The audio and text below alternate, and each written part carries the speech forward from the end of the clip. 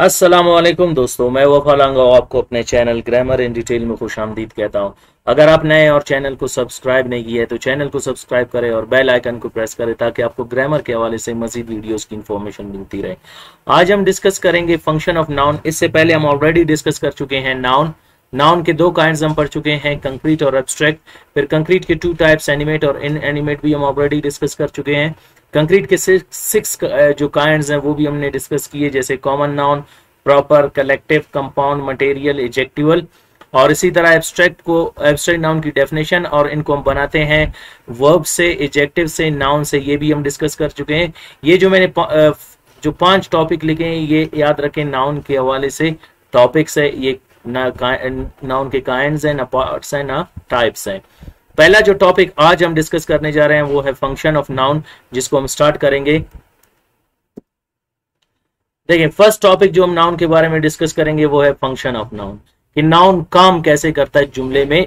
Noun का function, noun का जो पहला फंक्शन है it works as a subject. इसका जो पहला फंक्शन है वो है it works as a subject. अब देखिए सब्जेक्ट क्या है, सब्जेक्ट की डेफिनेशन को हम रिवाइज करेंगे। हम ऑलरेडी पढ़ चुके हैं सब्जेक्ट के 2 डेफिनेशंस है। एक जो डेफिनेशन हम पढ़ चुके हैं वो है डूअर ऑफ एन एक्शन।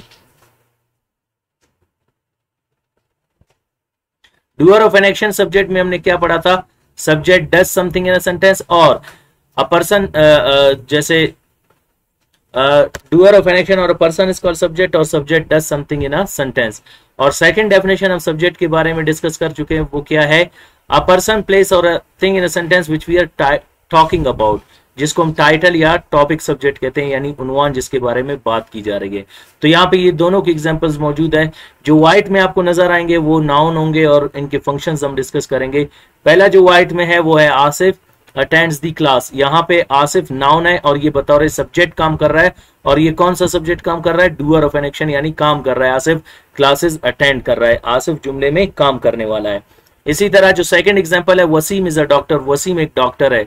अब वसीम क्या है, यहाँ पे आपका सब्जेक्ट है, लेकिन कौन सा सब्जेक्ट है, सेकंड सब्जेक्ट, जिसको हम कहते हैं टाइटल या टॉपिक सब्जेक्ट, जिसको उर्दू में हम कहते हैं उन्वान। और उन्वान सब्जेक्ट की डेफिनेशन क्या है, अ पर्सन, प्लेस और a thing in a sentence which we are talking about. यहाँ पे हम किसी शख्स के बारे में बात कर रहे हैं, यानी वसीम के बारे में बात कर रहे हैं। नेक्स्ट जो फंक्शन है हमारे पास नाउन का वो है it works as an object. ये बतौर ऑब्जेक्ट यानी माफूल के तौर पे काम करता है। अब क्या है ऑब्जेक्ट, देखिए यू वेंट होम, आप घर गए। घर आपका क्या है, ऑब्जेक्ट है। ऑब्जेक्ट की डेफिनेशन क्या है, in object something is done, object पर कोई काम होता है। और next is they took lunch, उन्होंने दोपहर का खाना खाया। अब यहाँ पे लंच क्या है, इफेक्टेड थिंग है। यहाँ पे ओम प्लेस है और ये थिंग है जिसपे काम हो रहा है। तो ऑब्जेक्ट की डेफिनेशन क्या है, in object something is done और एन इफेक्टेड पर्सन, प्लेस और a thing is called object. Object पे कोई काम होता है या कोई मुतासिरा शख्स, जगह या चीज, जिसको हम ऑब्जेक्ट कहते हैं। नेक्स्ट एग्जांपल है, फंक्शन है हमारे पास, वो है third, it works as an indirect object. याद रखें ये बतौर इनडायरेक्ट ऑब्जेक्ट काम करता है। इनडायरेक्ट ऑब्जेक्ट को हम कहते हैं ऑल लिविंग्स। लिविंग्स हम किसको कहते हैं, तमाम जानदार को। जितने भी हमारे पास जानदार हैं उनको हम इनडायरेक्ट ऑब्जेक्ट कहते हैं। जैसे देखें, शी पनिशेस स्टूडेंट्स, वो तालिब इल्मों को सजा देती है। अब स्टूडेंट्स क्या है, लिविंग्स है, इनको हम क्या कहेंगे, इनडायरेक्ट ऑब्जेक्ट। और यहाँ पे स्टूडेंट नाउन है जो बतौर इनडायरेक्ट ऑब्जेक्ट काम कर रहा है। वी इनवाइट गेस्ट्स, हम मेहमानों को दावत देते हैं। गेस्ट्स क्या है, लिविंग है, बतौर इनडायरेक्ट ऑब्जेक्ट काम कर रहा है।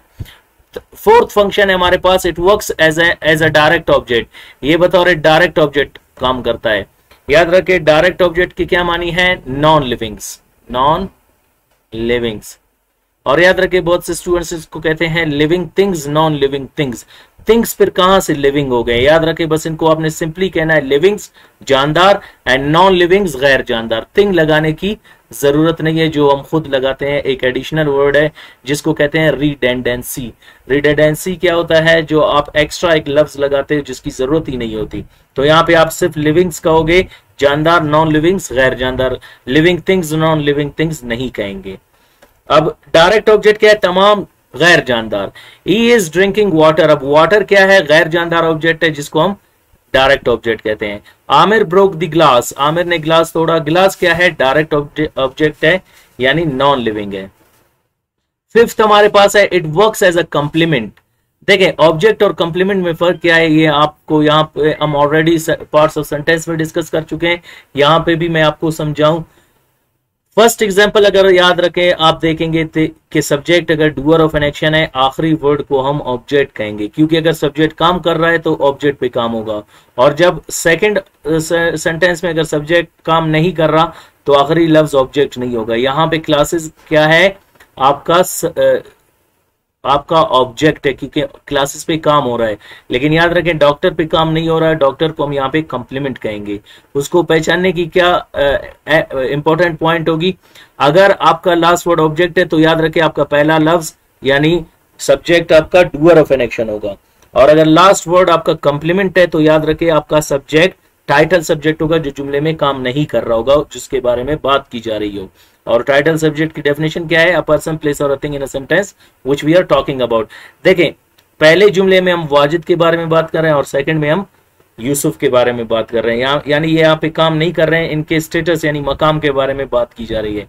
कंप्लीमेंट की डेफिनेशन क्या है, a word which tells us the nature of subject. अब देखिए नेचर क्या है, जो हमें मकाम बताता है, जिसको हम उर्दू इंग्लिश में क्या कहते हैं, स्टेटस, जिसको हम मकाम कहते हैं। It works as a complement, जो मकाम बताता है। अब देखिए डॉक्टर मकाम बता रहा है किसका, वाजिद का। यूसुफ इंजीनियर मकाम बता रहा है किसका, यूसुफ का। अब देखें Wajid is a doctor, doctor is a complement which is telling the status, मकाम बता रहा है सब्जेक्ट का, और कौन सा सब्जेक्ट, टाइटल सब्जेक्ट का। इसी तरह सेकंड एग्जांपल है Yusuf is an engineer, engineer किसका मकाम बता रहा है, यूसुफ का। तो यहाँ पे ये बता रहे कंप्लीमेंट काम कर रहे हैं, ना बल्कि सब ऑब्जेक्ट। लास्ट हमारे पास है it works as a prepositional object. देखिए प्रीपोजिशनल ऑब्जेक्ट क्या है, वो ऑब्जेक्ट जिसके शुरू में प्रीपोजिशन लगे। जैसे देखिए वी वेंट टू कॉलेज, अब यहाँ पे डायरेक्शन लगाना जरूरी है। टू कॉलेज आपका प्रीपोजिशनल ऑब्जेक्ट है, जो आपको क्या बता रहा है, डायरेक्शन बता रहा है। और इसी तरह they came with family, वो अपने खानदान के साथ आए। विद फैमिली आपका प्रीपोजिशनल ऑब्जेक्ट है। तो ये हो गए 6 फंक्शन नाउन के।